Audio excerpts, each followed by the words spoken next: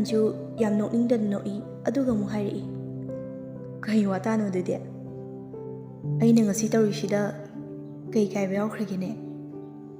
asumna yam usitana khumlakpa Anjugi wahi aduda inungan bidi prok chakle inungan bina makhatari he nachino khumakano somi bai to ose mi singse khodi lo yingduna leire haba to mi Shurna kaino noi tawsibo angam jaka chape hemane he Ijan thoisu inungan bida onsinduna hairi Anjugi michang changibra natraga thawoina mauna nungai tabagi haribra Ijan thoi iche kai bayawrage ichena adu yamna sawbiri dubo matang aduda Anju yam usitana mako adu khotlaga hairi gyang taraktreda siyoradi mi singse angak ko aidi noktaba bungamdeda Inungan bidi Anjugi wahaiduda hena prok chakpa haibadu oire Inungan bi yam sauna Anjuda hairi nang yayai na midi fajana di usitrene Avi kaino to yishibo mayamangsida phajade mi to mi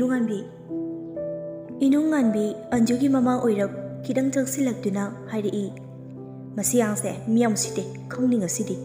si haiduna Anjuda khupakna thagi tawi Avi khamba changlai Avina Anjubu inthokduna inung khamge tawbada soiduna inungan bigi mamaida Avina khopak noina thadokhi adubu laibak thiribadi mayamnasu abido ina lana khankhre Somi Shur Ijan thoi wa amata ngangde tuminna ngakning yingduna lei adubu Anjudi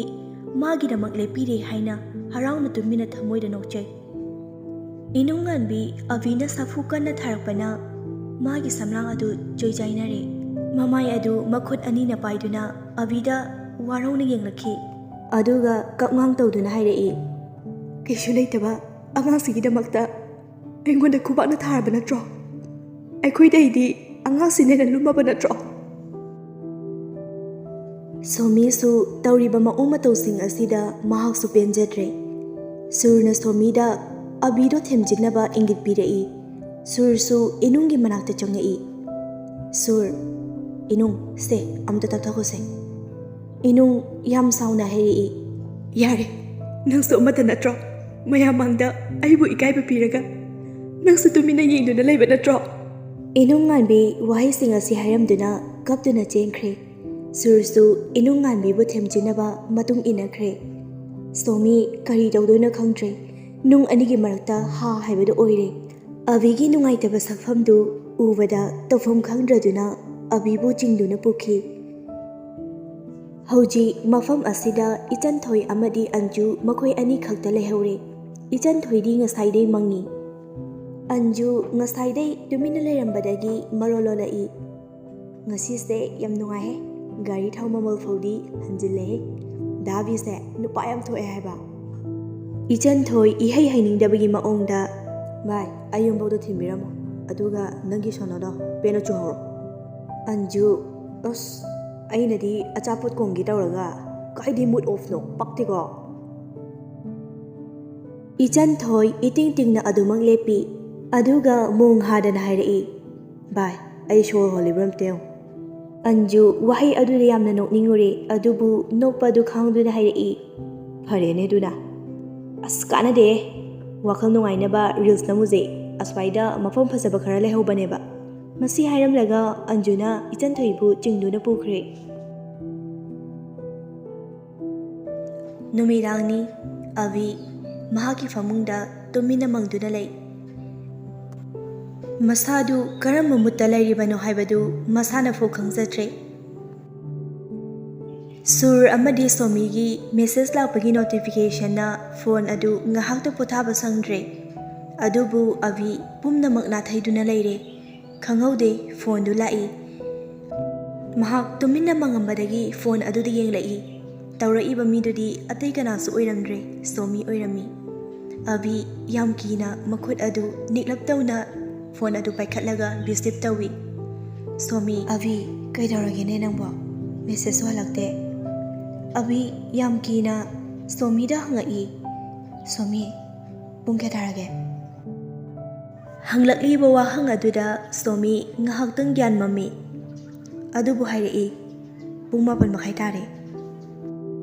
ꯑꯚꯤ ꯍꯥꯏꯐꯝ ꯂꯥꯛꯐꯝ ꯈꯪꯗꯦ ꯑꯗꯨꯕꯨ ꯃꯆꯤꯟꯗ ꯇꯞꯂꯞꯅ ꯁꯣꯜꯂꯛꯏ꯫ ꯑꯩꯕꯨ ꯀꯩꯗꯧꯈ꯭ꯔꯒꯦ? ꯁꯣꯃꯤ, ꯑꯚꯤ ꯑꯩꯁꯨ ꯈꯪꯉꯤ ꯅꯪꯅ ꯐꯥꯎꯔꯝꯗꯧꯗꯣ, ꯑꯗꯨꯕꯨ ꯑꯩꯈꯣꯏ ꯃꯔꯨꯞ ꯉꯥꯛꯇꯅꯦ, ꯃꯥꯒꯤꯁꯨ ꯀꯨꯏꯅ ꯁꯥꯎꯕ ꯉꯝꯂꯣꯏꯌꯦ, ꯅꯪꯕꯨ ꯀꯩꯁꯨ ꯀꯨꯏꯅ ꯋꯥꯔꯧꯔꯣꯏꯗ꯫ ꯁꯣꯃꯤꯒꯤ ꯋꯥꯍꯩ ꯑꯗꯨꯗ ꯑꯚꯤ ꯉꯥꯏꯍꯥꯛꯇꯪꯗꯤ ꯇꯨꯃꯤꯟꯅ ꯂꯩ, ꯑꯗꯨꯒ ꯑꯃꯨꯛ ꯍꯥꯏꯔꯛꯏ, ꯃꯥ ꯁꯥꯎꯕ ꯐꯈꯤꯕꯗꯤ ꯌꯥꯏ, ꯑꯗꯨꯕꯨ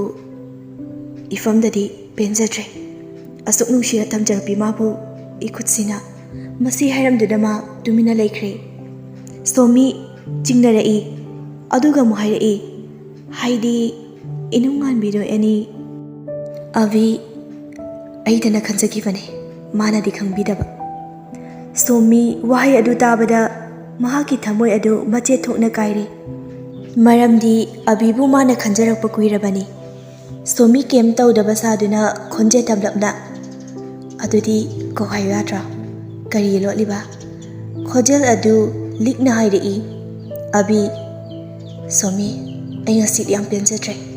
ꯊꯋꯥꯏꯁꯨ ꯌꯥꯝ ꯅꯨꯡꯉꯥꯏꯇꯦ꯫ ꯁꯣꯃꯤ, ꯐꯔꯦꯁꯦ ꯅꯪꯁꯨ ꯀꯦꯝ ꯈꯜꯂꯨꯔꯅꯨ, ꯄꯣꯊꯥꯔꯣ, ꯁꯥꯎꯅꯕ ꯐꯅꯔꯣꯀꯣ꯫ ꯑꯚꯤ, ꯁꯣꯃꯤ ꯅꯪꯗꯤ ꯑꯩꯒꯤ ꯑꯁꯦꯡꯕ ꯃꯔꯨꯞꯅꯦ, ꯑꯗꯨꯃꯛꯅ ꯑꯁꯨꯛ ꯀꯨꯏꯅ ꯂꯣꯠꯂꯛꯄ ꯋꯥꯁꯦ ꯅꯪꯅ ꯀꯅꯥꯗꯁꯨ ꯍꯥꯏꯔꯣꯏ ꯊꯥꯖꯕꯒꯤ ꯅꯐꯝꯗ ꯍꯥꯏꯕꯅꯤꯀꯣ꯫ ꯁꯣꯃꯤꯅ, ꯍꯩꯃꯥ ꯍꯥꯏꯔꯨꯌꯦ, ꯐꯔꯦꯁꯦ ꯇꯨꯝꯊꯣꯛꯑꯣ꯫ ꯑꯚꯤꯅ, ꯃꯪ ꯐꯔꯁꯦ꯫ ꯁꯣꯃꯤ, ꯋꯥꯍꯩ ꯑꯁꯤ ꯍꯥꯏꯔꯝꯂꯒ ꯀꯣꯜ ꯑꯗꯨ ꯊꯝꯃꯤ꯫ ꯈꯪꯍꯧꯗꯦ ꯀꯔꯣꯝꯗꯒꯤꯅꯣ ꯄꯤꯔꯥꯡ, ꯐꯣꯟꯗꯨ ꯂꯣꯏꯅ ꯆꯣꯠꯂꯦ, ꯑꯉꯥꯡ ꯑꯣꯏꯔꯤꯀꯥꯟꯒꯤ ꯗꯥꯏꯔꯤ ꯄꯥꯗꯨꯅ ꯀꯞꯆꯩ꯫ ꯑꯚꯤꯁꯨ ꯐꯣꯟꯗꯣ ꯍꯦꯛ ꯊꯝꯕꯒ ꯐꯣꯟꯗꯨꯗ ꯌꯥꯎꯕ ꯃꯈꯣꯏ ꯃꯔꯤꯒꯤ ꯒ꯭ꯔꯨꯞ ꯐꯣꯇꯣ ꯑꯗꯨ ꯌꯦꯡꯗꯨꯅ ꯃꯪꯂꯤ꯫ ꯁꯣꯝꯗꯁꯨ ꯏꯅꯨꯡꯉꯥꯟꯕꯤ ꯗꯥꯏꯔꯤ ꯏꯔꯤ, ꯉꯁꯥꯏꯒꯤ ꯊꯣꯛꯈ꯭ꯔꯤꯕ ꯊꯧꯗꯣꯛꯁꯤꯡ ꯑꯗꯨ ꯏꯔꯝꯕꯅꯤ꯫ ꯈꯪꯍꯧꯗꯦ ꯋꯥꯈꯜꯗ ꯃꯥꯒꯤ ꯅꯨꯡꯁꯤꯕ ꯁꯨꯔꯕꯨ ꯐꯣꯡꯗꯣꯛꯂꯒꯦ ꯑꯗꯨꯒ ꯃꯥꯒꯤꯗꯃꯛ ꯂꯦꯞꯍꯜꯂꯒꯦ ꯈꯜꯂꯦ꯫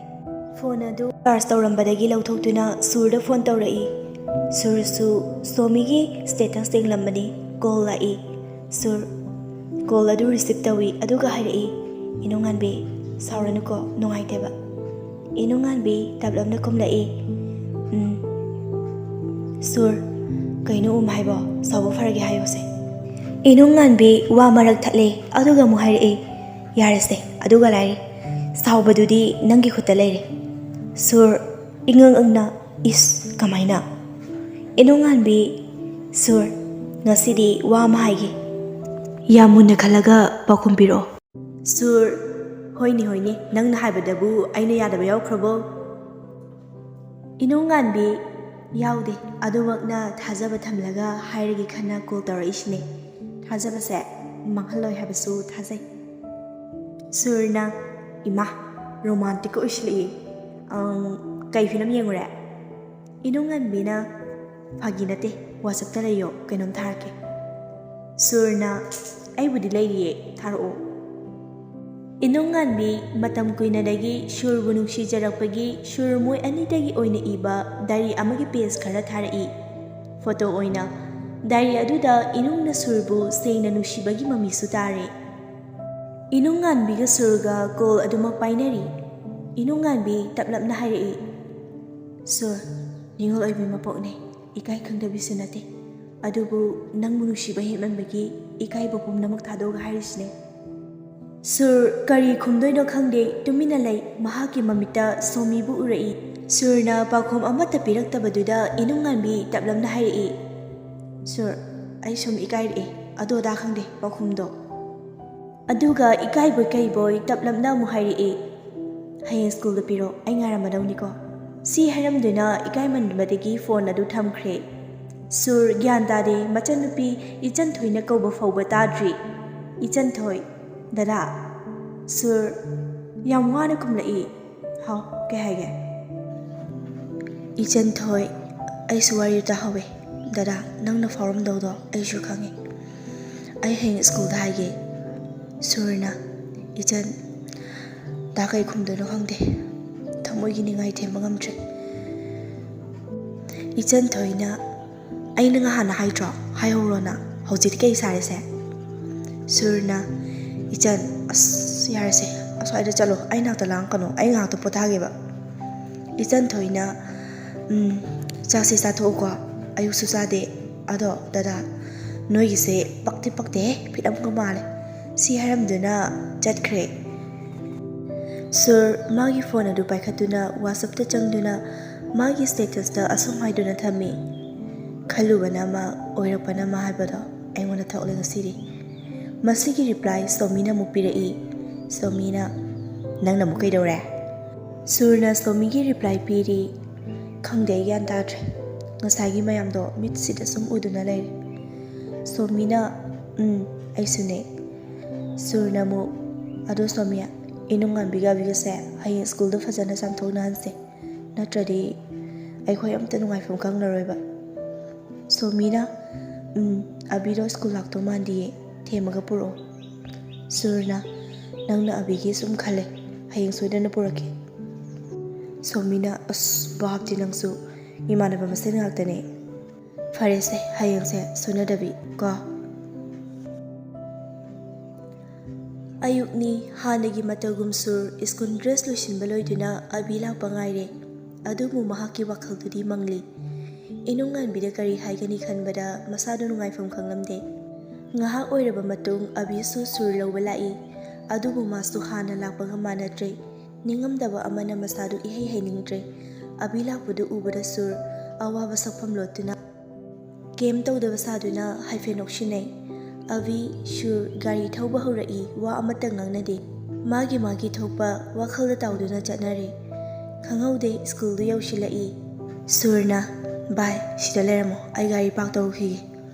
Sur chalo noksinna duna sese sidagi machi amphau lembiramoy Somdana inungan bi gate yengbada awaba ma oire masa mathanta wakhal sumaya masakachari masadu leita jade Mahaki maung matawadu bada Somina haire kaino ngasidi nupise makalamida inungan bina is yaida kashu tawdawani hanaga manabanemi Somi jingnadaba ngamde inungan bina hos yariba ai kem tawdeko pung kya tarage bel tadoraba Somina tadawre matamduda bel su tarai mayamsu assembly tawbagi mayam laknabagi campus tu punglanglangi inungan bidu phana kuinadi ngai jaramani adubu bel tara abanina school gate to lonsilakpaduda ma upai leitraduna assembly tawfamda dum changlai Somdana sur belgi makhon su tahaudre abi pak tawba halakpa ngairi adubu wakhaldadi itaw tawre